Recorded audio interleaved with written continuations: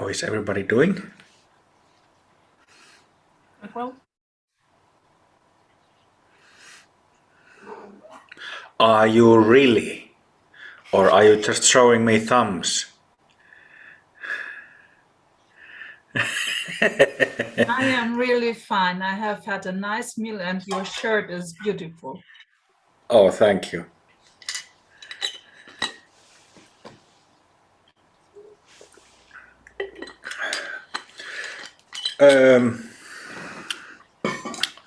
I'm going to reveal Helena's card hand. I think that's how it's said, card hand, like when you're playing cards with a table full of people, you have a card hand. So let's talk about yes, no. No.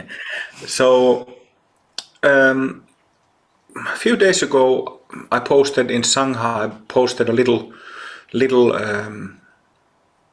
post about long cessations. Long cessations. So let's talk about cessations. Cessation.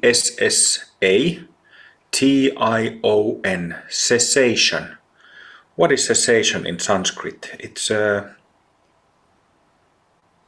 think it's Nirodha. Nirodha. Nirodha. Nirodha.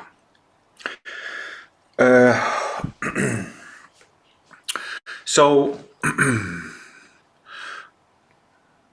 we are talking about the kind of cessations, the kind of ceasing of the mind as understood in Great Vehicle of Buddha Dharma in Mahayana Buddhism. We are not talking about other vehicles, Mahayana, which means also Vajrayana.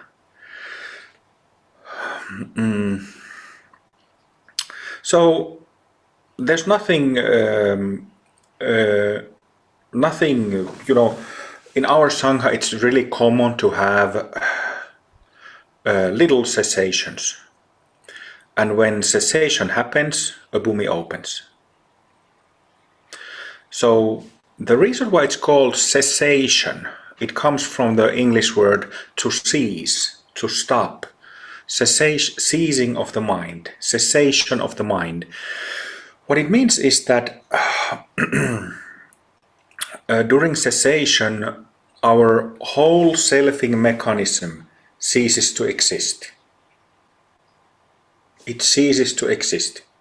We can see perfectly, hear perfectly, think perfectly, feel perfectly, but no self, no me, no I, not in one form or the other. Not in the form of thoughts or feelings, emotions, not in the form of drowsiness, fogginess. Gross, subtle, both gone.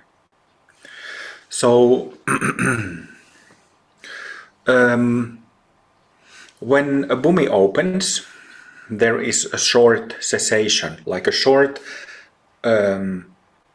shock-like cessation that cracks something in the energy system, to be exact, cracks the next Bhumi in the line open. So this is what happens with this one type of effect of cessation. So these are very common experiences, as you know, in our Sangha. Somebody has a cessation, if not every day, every other or every third.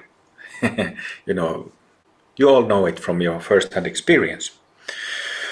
But then when you advance in your openings, in your purification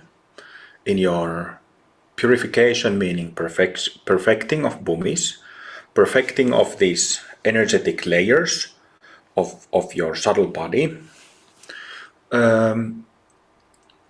at some point you will start to have, I think that I started to have like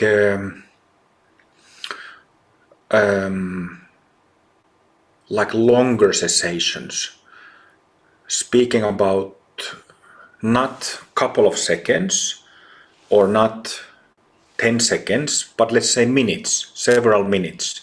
That's also already a significantly longer period, let's say 3, 4, 5 minutes than 10, 15 seconds or 2 seconds. It's a much, much longer period. So I think I started to have those like, let's say, medium length cessations. Maybe when I had all open. And as you know, with the opening of 11th comes the natural state becomes your, what's that word? Your basic mode, your default mode. So, but even after opening of 11th, 12th, 13, even though you have the basic state, figuratively speaking, always available, you still have samsaric stuff happening, going on in gross and subtle forms. And cessations, well, like I said, very short cessations is that you have this kind of shock for a couple of seconds when the whole selfing mechanism, the whole 10 Bhumis stops to exist. All the stuff in the subtle body from first Bhumi centers here, shoulders, hips, second, upper arms, thighs and so on, and Bhumis in the aura switches off, ceases to be for a moment. I lost the track of my thought.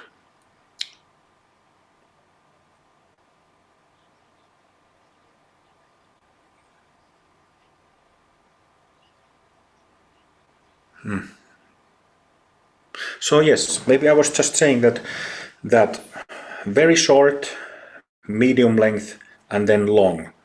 So now something is a point I was coming to. I think Rinpoche, Yes. you said. So even if the Mahasiddha Bhumis are open, you still have stuff going on. You still have the stuff in the Bhumis that you yet haven't perfected going on. Self-based stuff. Stuff centered around the thought of me, I, self. Okay? And then the nature of cessation from short to medium to long is the same. Only the length of it, duration of it varies. So I try to remember when I started having medium length, like let's say few minutes long cessations, maybe like after couple of perfections. I had 13 open, and then it might have been around when I had like 2, 3, 4 Bhumis perfected. Then I started having those like cessations that were significantly longer than the ones before. And you have to understand, or try to remember that I'm making a difference. I'm making like a point that to have Mahasiddha Bhumis open and to have basic state available at all times, it's not the same as having a cessation.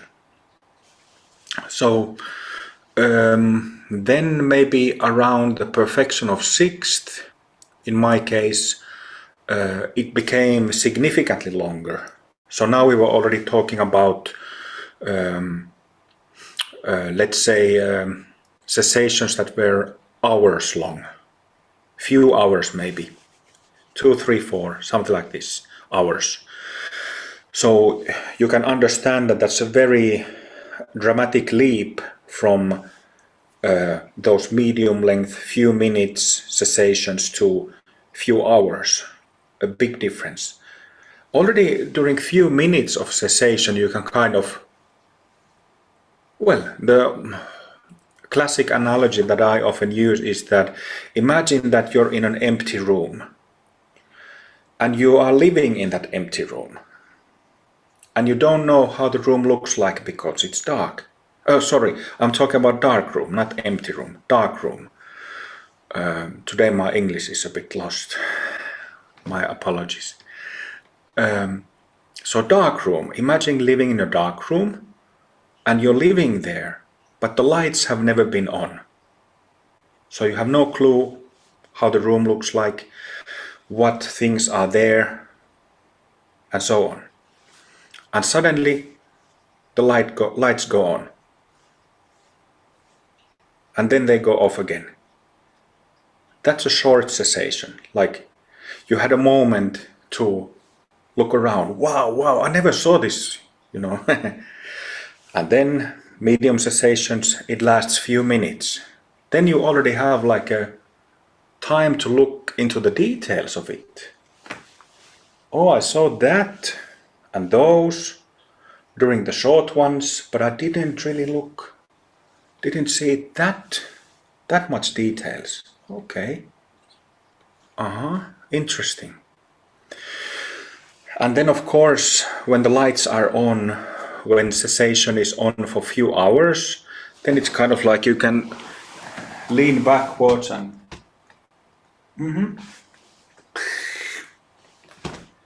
all right. Like it's such a longer period that you know you kind of don't need to look into the details anymore. You can just feel it, live it. And then so I started having those long ones maybe around the perfection of 6th, and then from 6, 7, 8, 9, 10 they kept lengthening. And at one point I had like it was maybe like 2 years ago or something like that. I had like my first cessation that lasted 2.5 days. So that was like very significant because 2.5 days. So you have both waking state and sleeping, so, and it's the same.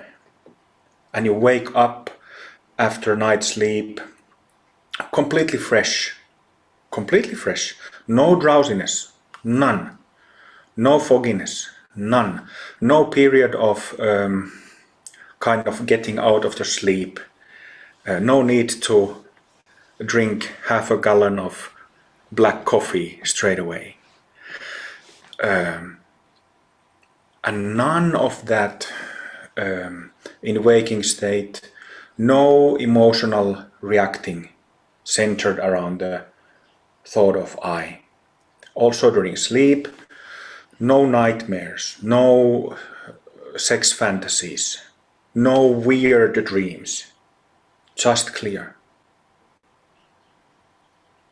Doesn't mean necessarily to be without thoughts, but whether you have thoughts or not, the thoughts are, it's a good word, weightless. There is no weight. So they are just like weightless clouds going, happening.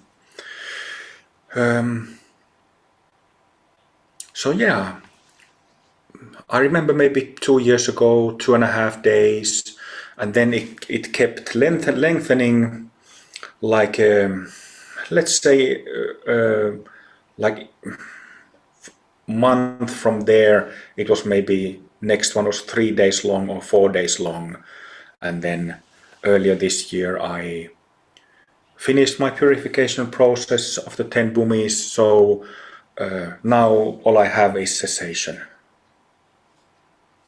So that's just the way how the purification process comes to end. Was there something else?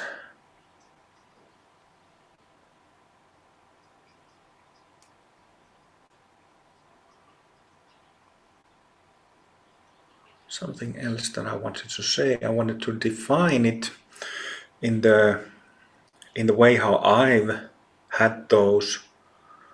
Do you understand what I mean? Do you get a sense of what I'm saying? Can you relate to some of this?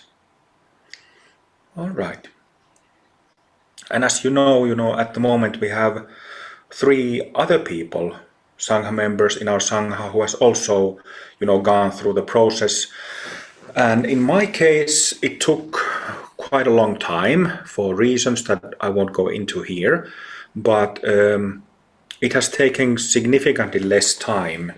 Like in the case of Robert and Shane, these guys pretty much didn't. Shane actually didn't practice anything before he started Pemako practice 3.5 years ago.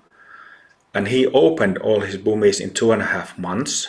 And now he's perfected all 10 after 3.5 years. Pretty much the same story with Robert from Sweden. Took him about 3.5 years. And then in Ville's case, Ville and I, we've known each other since 2007. So the poor fellow has been practicing almost as long as I have. And yeah, in his case, it took almost as long as in my case. But here we have Helena, who is in her eighth day of cessation. Still clock going on. Let's see if the dirt comes back. But I wanted to ask Helena if there would be something you would like to share based on this introduction. Just anything. Feel free. Yeah, thank you. Where to start? As Kim Rinpoche just kind of laid the basics or foundation for it, what you didn't say is that it feels really ordinary. It feels really kind of like for the first time, you're really truly yourself. Like Yes. that genuine, that really the essence of yourself that that you've always had, but that was always kind of you kind of were hiding it or afraid to show it, or so there's no barriers anymore between living and expressing it and kind of just enjoying life as it comes. And yeah, that's something. I mean, of course, I knew it, I've heard about it, but that's something which was really kind of not shocking, but still surprising that it's where the closer you get to towards the end, the more it's a process of kind of we might, when we're looking at it, or let's say at in general looking at the mind purification, we might think that it's something really strange or grand or something that's kind of too big to handle, but it's all about the small things. It's just going back to basics, to the most elemental, to the smallest things, to really, I mean, it's looking at it from kind of, at the moment at least, from the other side. It's so ridiculously simple and normal that I'm actually, I mean, I'm starting to forget how it was to kind of be in that pain.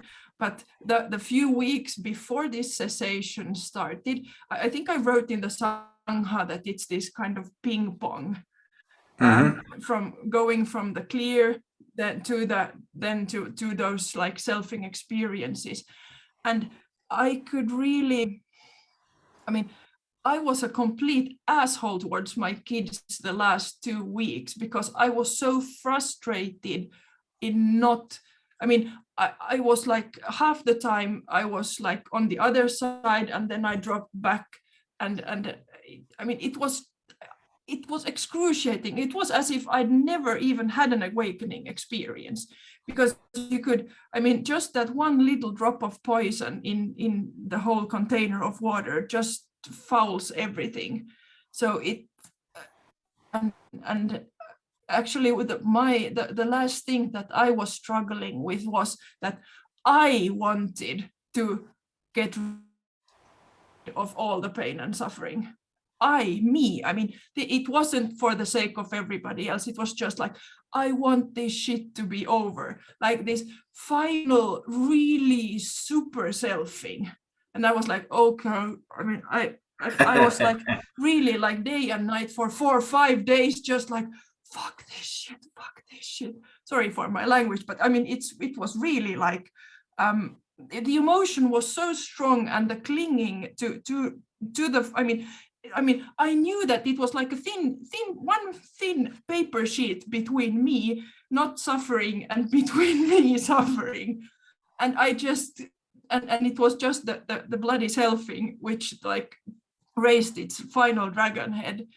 And but like, okay, so I'm doing this wrong, because I mean, I've never had any progress when I've actually wanted to have progress. So I just kind of, then I decided, okay, I just have to let go. Really let go.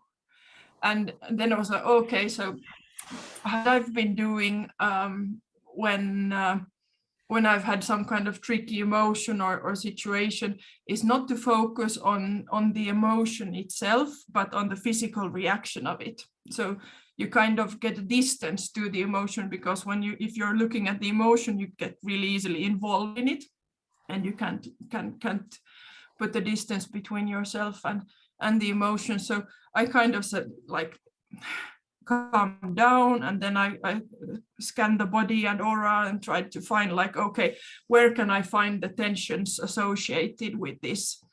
And then I started to like really blaze the mantras and all wrathful deities and everything on those final specks that I found, like, and like really punching it there, but only for the sake of getting the tensions away from there, not to get to the end of suffering. So I kind of decided that I'm not going to focus on the end result, kind of on the process, the same way I've been practicing all these like 5, 6, soon 6 years or so. And then it snapped. So yeah. But, so it's basically the same practice from beginning until the end. Yeah. Couple of things came to my mind as you were narrating that. I also had that ping pong thing for maybe like 2-3 months before it was all over. And to be exact what it means, it feels like, let's say that below this is like a border, and below that border there is the residual samsaric stuff, what is left of the 10th Bhumi, and above it is the glory of the Mahasiddha Bhumis. It's the peace and all. So the ping pong meant like, it's kind of like a, in ping pong, table tennis, the ball goes back and forth above the net. So it was exactly like that. It was kind of floating, like when you go fishing and you have, when you are, what is it called, fishing like this, and you have that cork on the water going back and forth like this, exactly like that. So, it was apparent that at that point of the practice, it was like a sort of like, it could be here, or it might as well be here, or the opposite way. So it kind of kept switching back and forth.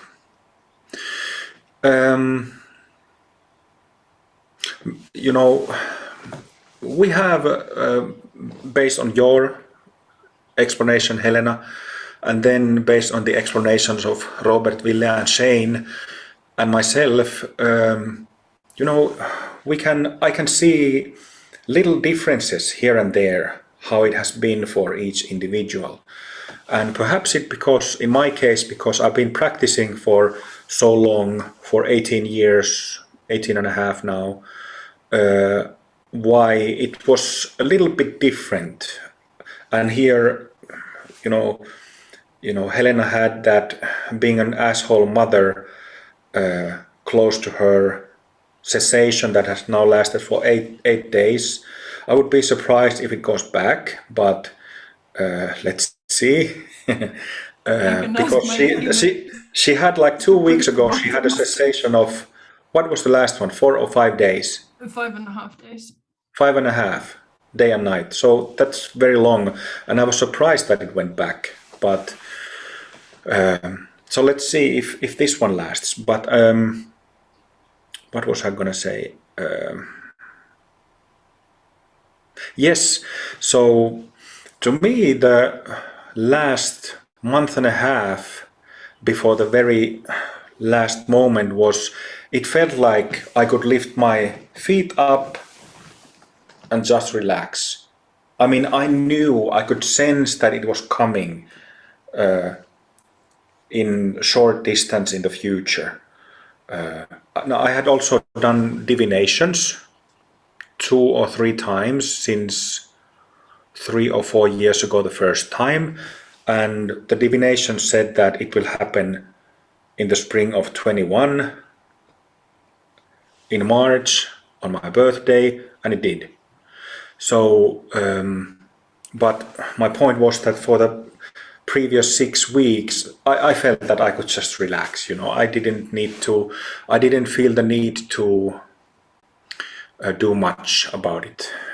I did practice like normally, but I wasn't like striving, nor did I have the moment that, oh, I have to get rid of this. So I didn't have that. And I remember the very last practice session at 9 a.m. on 15th of March. I could sense that there was this thick, almost transparent layer right at the edge of my aura, kind of like a thin layer of cloud that you could already see through it really well. It wasn't really clouding anything, but just something. And I was combing with Avam, Hampam, Lamsam mantras, and then it was gone, and I knew at 9:05 a.m. that was it.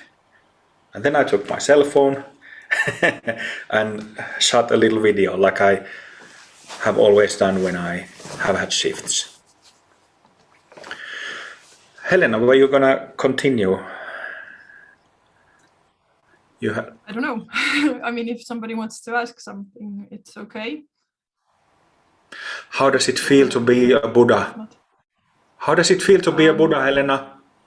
Too ordinary. Really ordinary. Yeah. Okay, so No, I have a question. Sure. I try to understand this notion of cessations, and so of course I know what selfing is. Okay, but still I don't really. How would you know that it's not just a moment of complete silence in your head? Like, what would the question be to ask? Silence. Yes, well, like you can have these really calm moments, no thoughts, and it's just very, I would call it silence, yes. So how do you know that it's a cessation and it's not just one of those moments?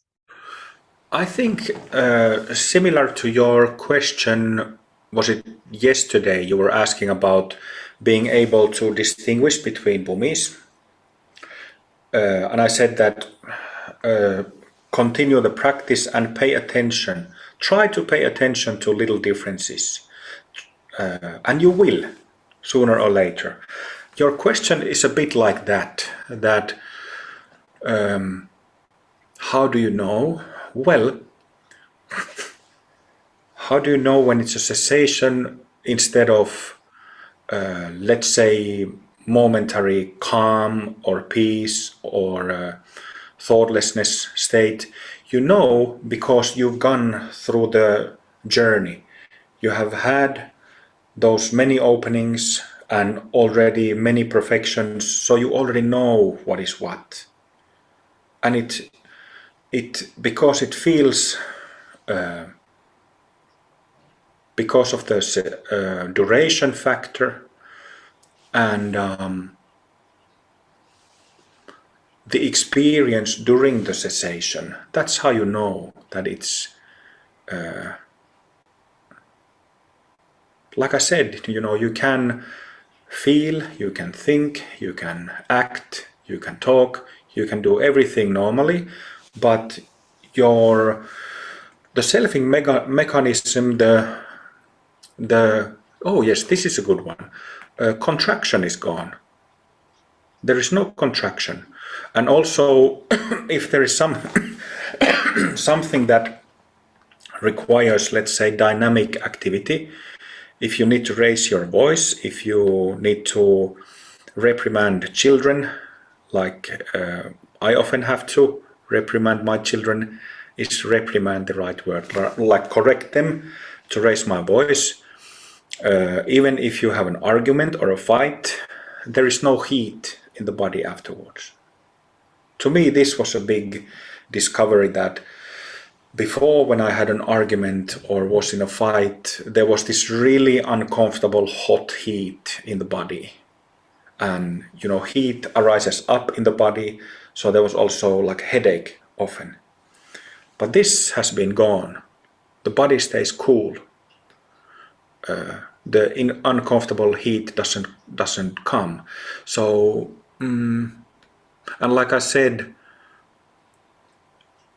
thoughts in any shape or form are weightless. This is what emptiness means. That, you know, you can have thoughts of any type, but there is no charge, there is no glue, there is no stickiness. And that's what I mean by weightlessness. That they are just, like the word dharma means phenomena. So they are just how do you say, phenomenas? I think that's bad Latin, but anyway, it's like they are just empty phenomena, just happening, coming, staying, going, and that's it. But there is no weight, there is no glue, no stickiness. And this is true to everything, the whole mind. So that's how you know. It's a complete experience. It doesn't get more complete than that. And you know it.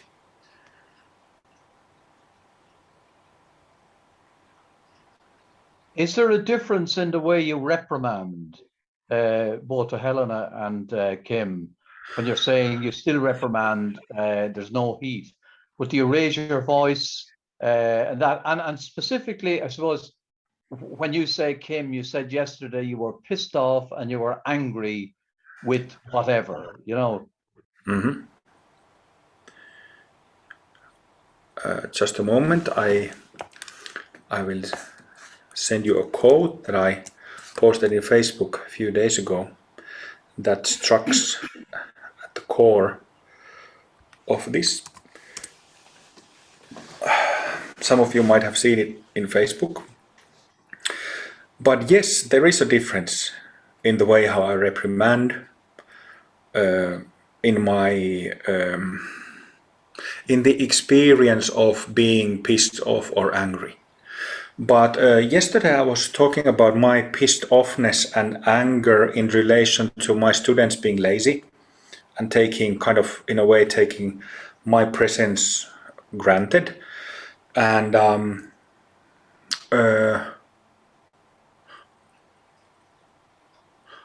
I've had huge amounts, well, I don't mean to go too much into my story, but I've had a lot of frustration and anger and being pissed off because of the obstacles in my work, right? I've talked about this so many times that I think that most in the Sangha are already fed up with it. But yes, before there used to be heat. When being pissed off or angry on external things would make a reaction, self-based reaction in my mind, and this would have the effect of stomach getting tense, body getting overheated, getting headaches, perhaps getting loose stomach, and so on. But not after March. I haven't had it, and there is definitely a difference in the way how I fight these days, both verbally and physically. Physically, as I practice martial arts, and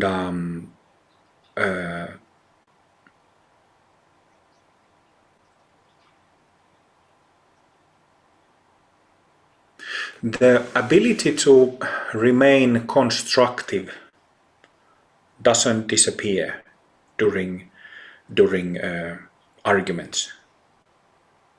Ability to remain objective in my own view, that doesn't disappear. And that, as you know, in arguments, heated arguments, that's when you lose that sense of being objective, then it gets even more heated, and it becomes messy and dirty. But not anymore for me. No. So I feel that I'm able to be constructive and objective. Well, actually, it has to do with not being selfish. So, like for example, my son, who is 5.5 years old, he sometimes teases his sister, who is 7.5, and he keeps at it on and on. And before, I used to just, when I came to the limit, I just lashed out. There was a limit when I just, burst. But that is different experience now. It doesn't happen like that anymore at all, and I can understand much better. I wish I could have said it before as a parent, but I can understand what he's feeling. I can feel what he's feeling, so I can relate to him in a much more, should I say, constructively, in the sense that I can remain a parent instead of just becoming this whip or a hammer that hits the nail in the head and silences the nail, but more like being able to be a constructive parent who can relate to and understand him, even though he's being, teases or is naughty.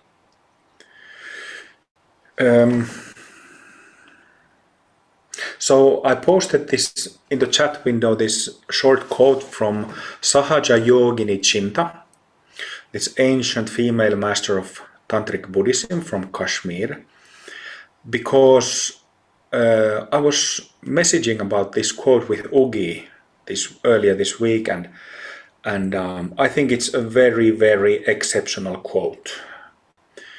Activities that are graceful, heroic, terrifying, compassionate, and here is the change: furious, arrogant, possessive, and envious, all without exception, are perfect forms of pure self-illuminated wisdom. So first she says graceful, heroic, terrifying, compassionate. And this is standard stuff that is said by everybody who's ever written a book on Tantra. They are kind of graceful, heroic, terrifying, compassionate, these are like standard ways to describe perfect forms of pure self-illuminated wisdom. But what is exceptional about this is furious, arrogant, possessive, and envious. Like she names 4 emotional states or reactive states that are commonly, solely associated with samsaric mind. But she's not talking about the samsaric mind anymore. She's talking about the perfect forms of pure self-illuminated wisdom. Wow. When I saw that, I saw this quote being read in, it's a French tantric teacher, Daniel Audier, and when I heard that, it was like, that's exactly how it is. So the reason why I wanted to bring this up in this discussion was because we were talking about moments of reprimand or fights, conflicts, heated arguments. And I wanted to bring this up because that's exactly how I felt it. The life remains the same. There will be moments of confrontation and conflict with people, but to external eye it might look like that guy is furious, arrogant, possessive, and envious, just like all other samsaric beings, but it doesn't feel like that at all from the inside. Not at all. It's a very different experience. Like I said, there is no contraction, there is no heat, none of that uncomfortable heat that lasts for hours, sometimes 1 or 2 days after a really bad fight. None of that. I really have to get Daniel Audier. He has written a book about ancient female masters of Tantra from Kashmir specifically. I really have to get his book to find out more about Sahaja Yogini Sinta, because it's really something different that she has said here. And well, I'm not a scholar nor a specialist on literary sources of Vajrayana Buddhism, but I think I can say that I've read enough to be able to say that all the great masters who I have great love, but they just didn't express their realization like that. Furious, arrogant, possessive, and envious, perfect forms of pure self-illuminated wisdom. I think it's just the best quote ever. I remember 1 year ago and last year in 2020, Lama Lise, I invited her to give teachings to our Sangha, and she did for two weekends. And those of you who didn't join, Lama Lise is the Dharma heir of Chatral Rinpoche. Chatral Rinpoche passed away in 2015 at the age of 104 or 5.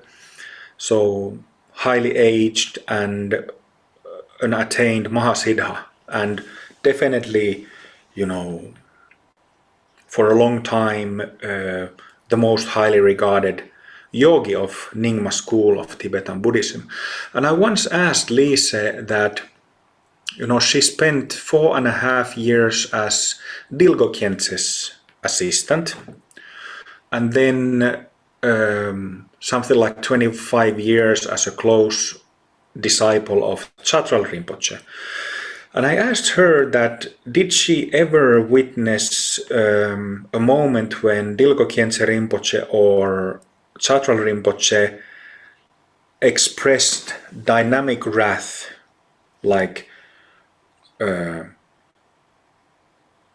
know that Chatral Rinpoche and Dilgo Khyentse were both Mahasiddhas, but I asked if she witnessed a moment when they, became wrathful, seemingly angry. seemingly pissed off. And she told me that no, she didn't. I speculated, we didn't really talk about it more, but I speculated that could have been that there was no moment when that was needed. Because, if somebody is a high master in Tibetan Buddhism, people don't bring their shit to such a person. So maybe that was the reason that Lisa didn't see that. Anyway, Ben wrote a question. Do you experience envy now?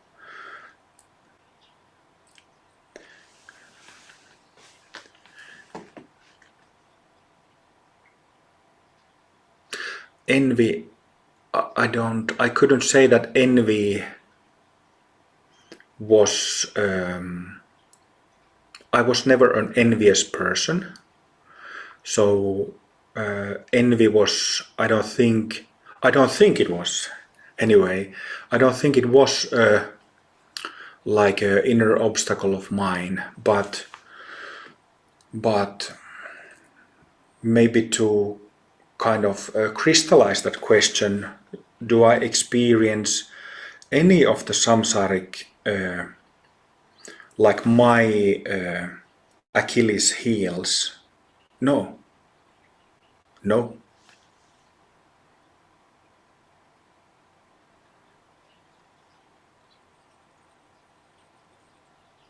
So Achilles stopped having a vulnerable heel.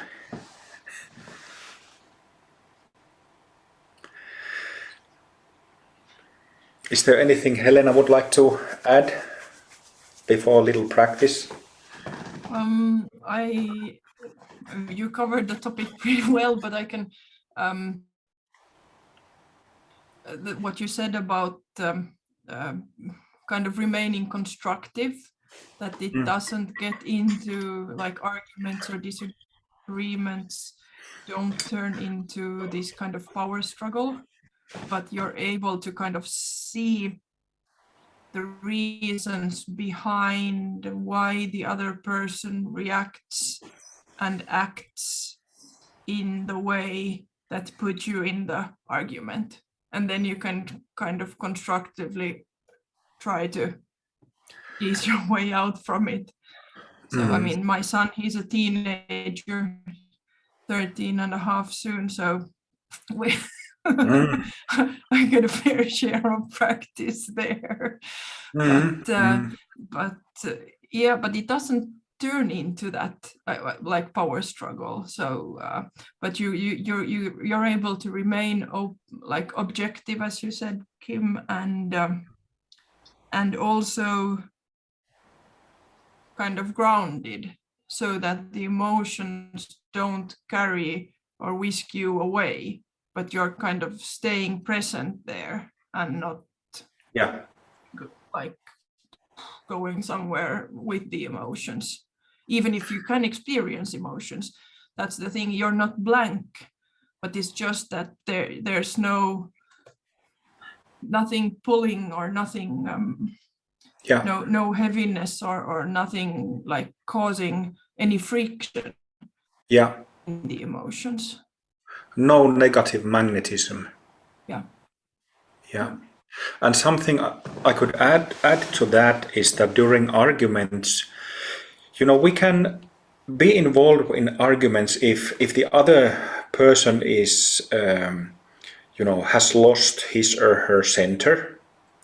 We can, if we have some understanding of psychology, for example, we can kind of use our psychological knowledge and understanding to keep us objective and keep us constructive. But that's not the kind of constructiveness and objectiveness that I'm talking about. It's we talk about sobriety that comes with the recognition of the natural state, sobriety, clarity, remaining soft, remaining grounded, those are there, like during any other times. So this enables one to be completely present, actually. That's what it is. Be completely present without an agenda, without a motivation to do this or that, or tweak there, or push there, or no games, no negative magnetism. And also, you know, we've been talking about arguments, of course, because it's arguments are a way to measure our advancement, but also during other times, you know, we have conflicts on our own, or I used to have, and I'm sure everyone here does, but conflicts in my own mind, you know, every day, from not from moment to moment, but several times during the day, something something bigger, smaller, something that, you know, pokes you. Fuck. That kind of irritation,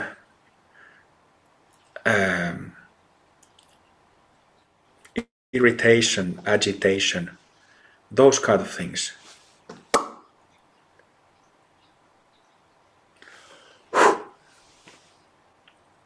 So that's, you know, yeah, I can say that none of it is there anymore. Helena, those around you, given the fact that you were very frustrated for a few weeks, and then you had your 5.5 weeks, then yeah, you were frustrated for a few weeks. Have they commented, or have they noticed, those close to you? I have to correct you. It was 5.5 days, not 5.5 weeks. Oh, sorry. Yeah. Right. It wasn't that long. I know my parents see a difference. I work pretty closely with them, and they see that there's much the reactiveness, or the kind of like the spikes that come out. They've commented on that's kind of gone. My daughter has a profound faith that I can solve any issue or any argument in a sensible manner. I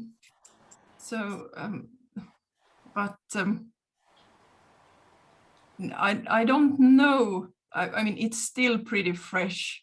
So I mean, I'm hoping on it to have like a ripple effect on everybody else around me and those close to me, which I'm sure it will, but how perceptive they are, or how sensitive they are, that's another story than how they will perceive it. Yeah, well done, Helena. Congratulations. And I really hope that it sticks there now, that it's not going back, you know. Very well done. Very well done. I can imagine it will be a shitstorm if it comes, because but let's see. Yeah, I'll write on the Sanghab my practice log. Yeah. I can tell you something that Robert told me. Robert, he works in a bank as an IT support, and he told me that they have these meetings, big meetings among the staff, where the clerks are there and the IT people and the managers are there in one room, meeting room, around a big table. And he noticed during the first week of his lasting cessation, that when he finished purification, that when he just went there and sat there among everybody else, he noticed that people just got calm in a few minutes. In a couple of minutes, there was kind of peace descending into that space. He wasn't chanting mantras, he wasn't saying prayers, but kind of just people seemed to calm down. And this hadn't happened before. The last time I spoke with him was, I don't know, a couple of weeks ago, and that had happened 2 or 3 times. They had had that kind of staff meeting, and both times it happened. So there seems to be an effect. All right, let's meditate a little bit and say basic prayers.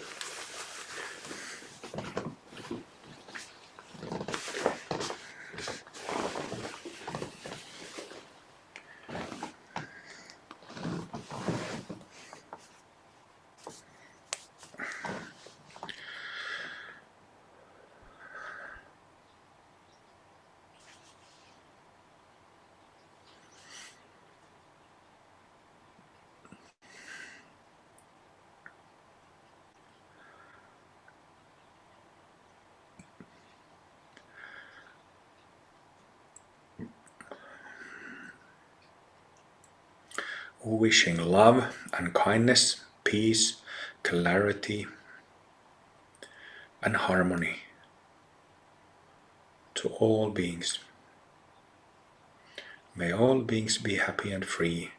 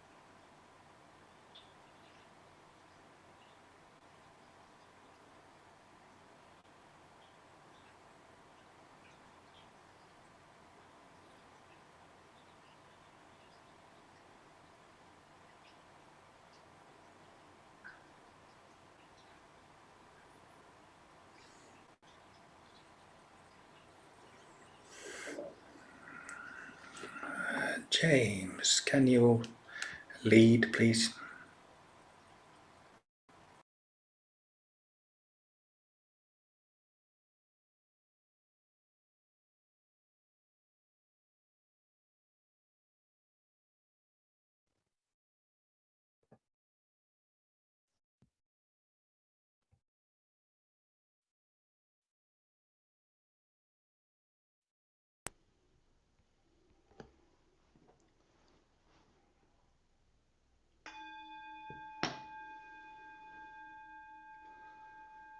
I vow to liberate all sentient beings.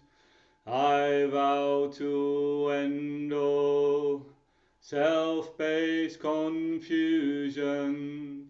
I vow to exercise the Dharma that frees. I vow to attain the great perfection. I vow to liberate all sentient beings. I vow to end all self-based confusion.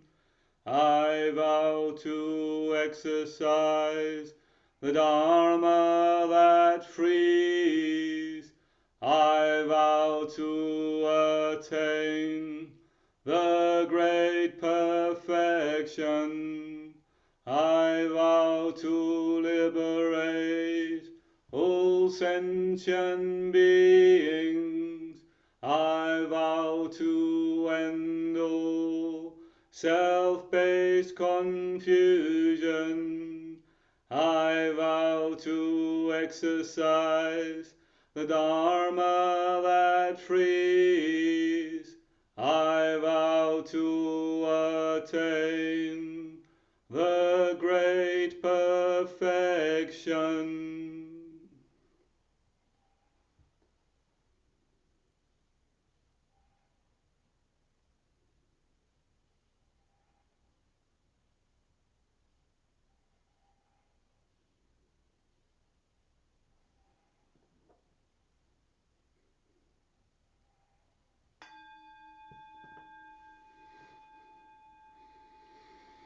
I take refuge in the Guru. I take refuge in his pure land. I take refuge in the Buddha. I take refuge in the Dharma. I take refuge in the Sangha. I take refuge in the Guru. I take refuge in his pure land. I take refuge in the Buddha. I take refuge in the Dharma. I take refuge in the Sangha. I take refuge in the Guru. I take refuge in his pure land. I take refuge in the Buddha.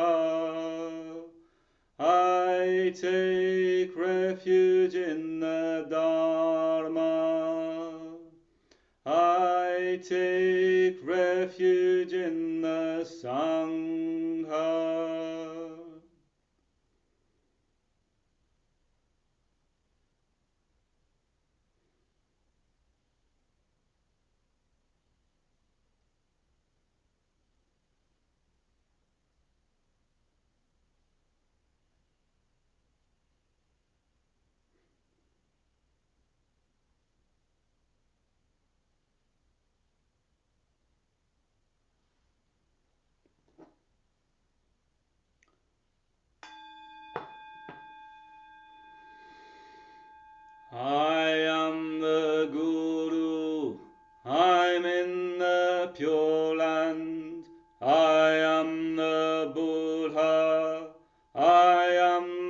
the Dharma, I am the Sangha, I am the Guru, I'm in the Pure Land, I am the Buddha, I am the Dharma, I am the Sangha, I am the Guru, I'm in the Pure Land, I am the Buddha, I am the Dharma, I am the Sangha.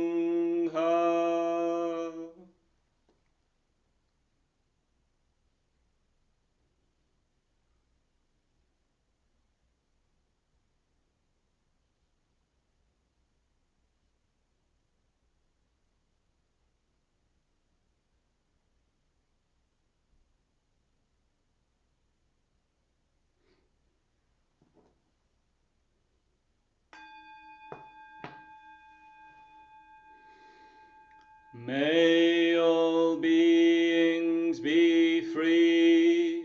May all beings be free. May all beings be free.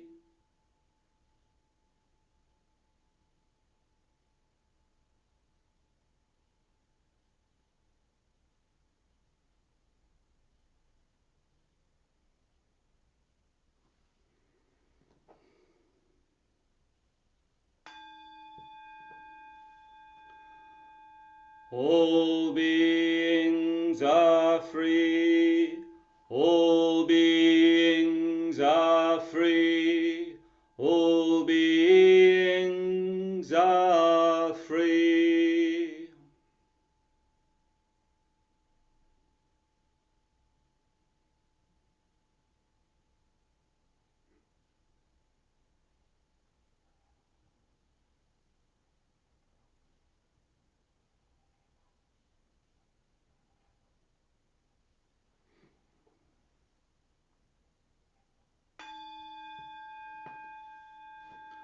May all beings receive my accumulated merit. I dedicate the merit to the refuge and to all sentient beings.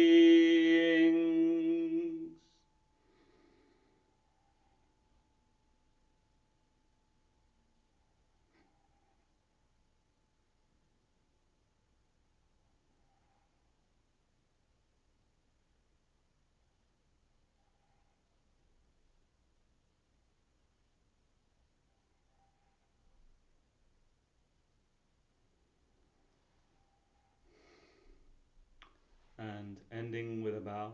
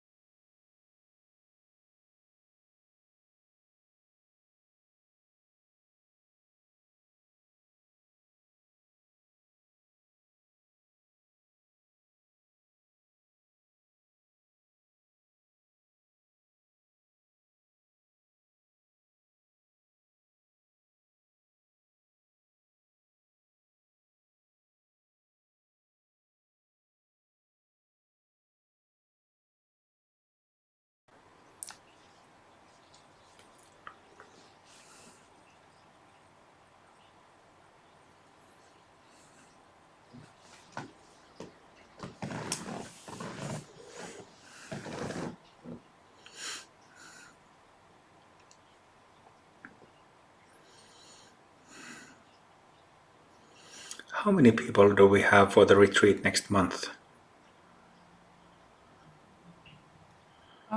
We have, well, out of the 15 places, 3 are free, so 12, including you.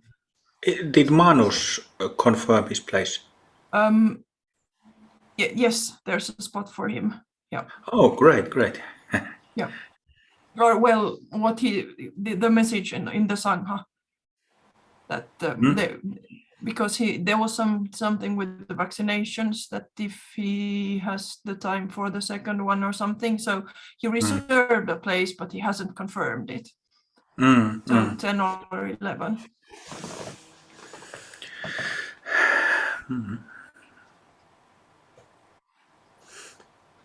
More than half of the people are coming from abroad. Yeah. It is great because I hate Finns. Thank you. Oh, you're welcome. Yeah. I'm basically Eskimo myself. According to DNA tests, I'm 3% Eskimo. So basically an Eskimo. Okay, but Kim, sorry to disappoint you, but I read somewhere that if there is just a very small percentage, something very marginal, so it puts just a random nationality or like a random, so it doesn't really mean that you are an Eskimo. Oh, where's the mute button? I'm really proud of my Eskimo Inuit heritage. I always knew in my heart that I'm an Eskimo.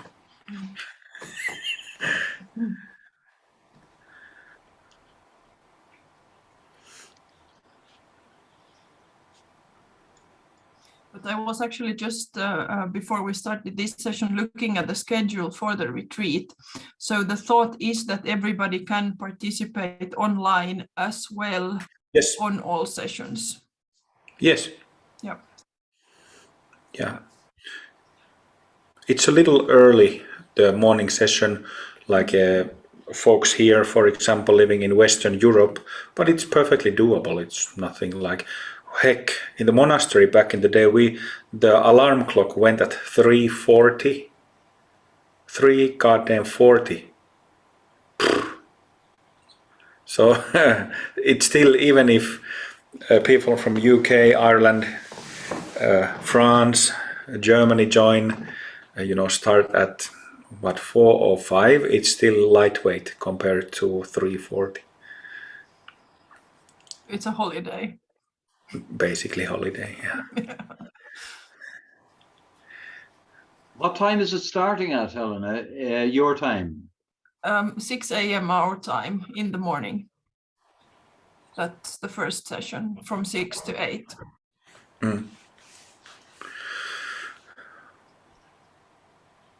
But you don't have to do all the sessions. Like here also, these retreats that we have had over Zoom, I wish that people would join more than half, but preferably all, but I wish that more than half. But yeah, it's okay if for 4 a.m. is too early, then it's fine to join for the next session. Yeah. And the schedule is already posted in the event on Facebook for the November retreat, so you can check it out there.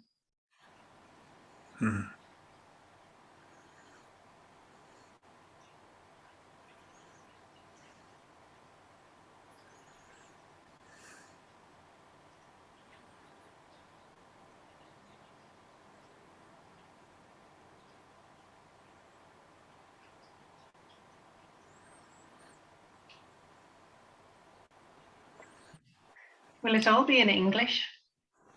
Yes.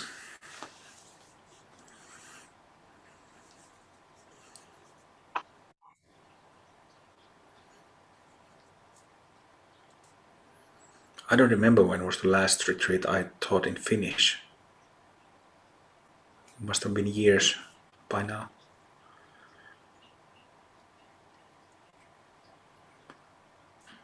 probably one of the city retreats in Helsinki. Maybe 2018, maybe. Yeah. Yeah.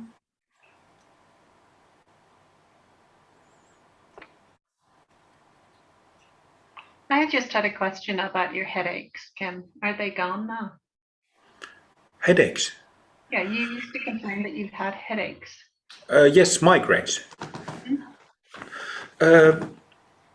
I haven't had a migraine.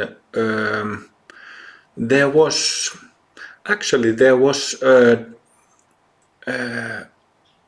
on 1 or 2 days just after the purification of 10th in March, like just the next day, there was migraine. So once in March, then I had it was like a starting of migraine on one day in June, but then it didn't. During the previous 10 years, when it has felt like it's starting, it starts. But in June it kind of ended, and I haven't had one since.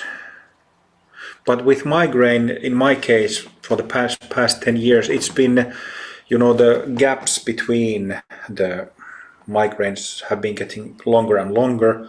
So I'm kind of taking the first year, now it's been 7 months, as a probation time, which also helps me to understand, because migraine is a tricky one, because there is no 1 or 2 reasons for migraine. So I've tried this and that, leaving coffee, leaving sugar, doing this or that over the years to try to find out what's the reason, what triggers the migraines. But then I finally felt like my migraines were due to trauma, child and youth time trauma. So if it is that, then it shouldn't return anymore. But I'll keep you posted. I would imagine if you have little or no contractions anymore, that the lack of that stress in your head would actually be wonderful for migraine. Yeah, and also I've had pretty stiff neck, so I've kind of had mild headaches and stiffness of neck, waking up in the morning quite a lot during the recent years, and I haven't had that this year, not really.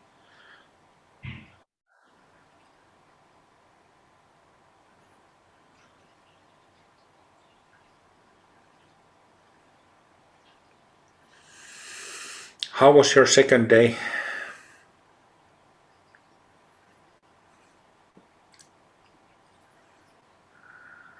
What is that, Olga?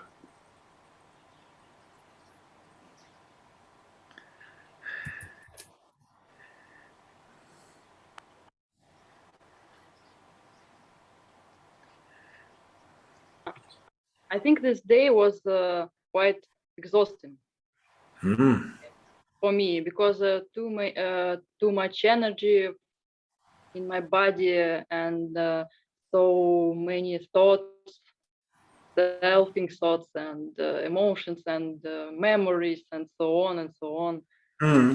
So I feel really exhausted, but I can't say that I feel bad or pain or something like this. Yeah. Not clear mind, but quite clear to see what's happening. Something Good. like Good.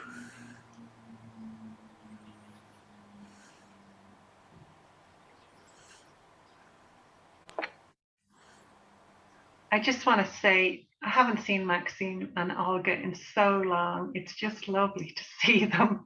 And just a pitch in for us. We'd love to have you back on weekly Sangha sessions. So please come back.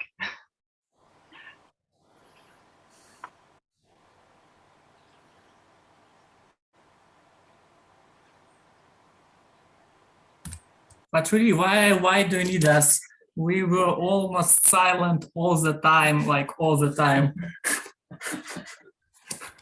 No, you weren't. You definitely weren't. You started to talk towards the end more and more often. So it was lovely. It was lovely to have you. Please come back. But it's kind of like having house plants. Like, so, you know, it's better to have house plants than not. Thank you. Okay, house plants. Have a nice evening. See you tomorrow.